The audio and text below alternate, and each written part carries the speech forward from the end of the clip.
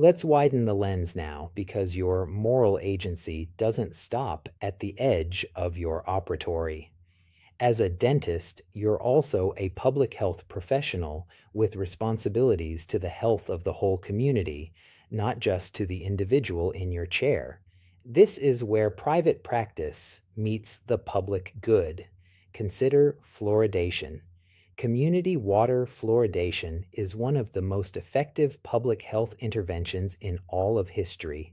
A simple, population level measure that has prevented an enormous amount of dental disease, especially among people who never see a dentist regularly.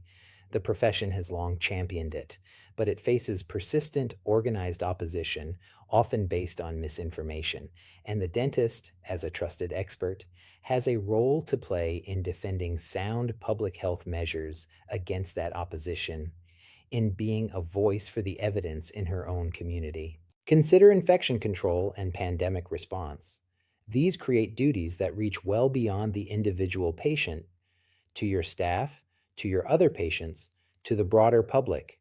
The COVID-19 pandemic made this vivid for every healthcare worker. The choices you make about safety ripple outward far beyond the person currently in the chair. You're a node in a public health system, whether you think of yourself that way or not.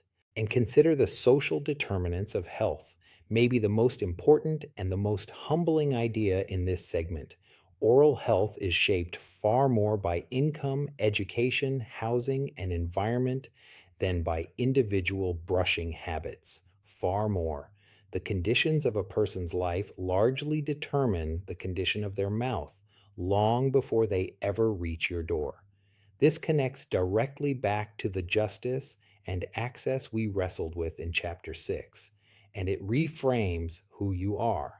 Not just a repairer of individual teeth, but someone with a real stake in the conditions that produce health or disease across a whole population. So the lesson of this segment is one of scope. It's tempting to define your ethical world as just the patient in front of you, and that patient matters enormously.